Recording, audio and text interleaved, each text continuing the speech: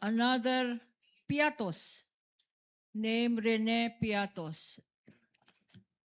Pakibasa. The amount is 100. Counsel, it's Renan Piatos. Renan Piatos. Renan Piatos. Ang amount 110,000 pesos. At ang date ay 12/27/2023. Being flashed on the screen for better appreciation of the Honorable Impeachment Court. What observation can you make or have you made as regards this acknowledgement receipt?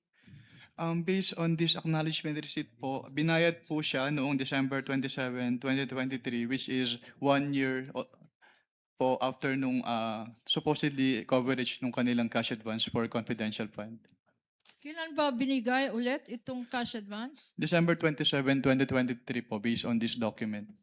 Pero what actually is the correct date if you know?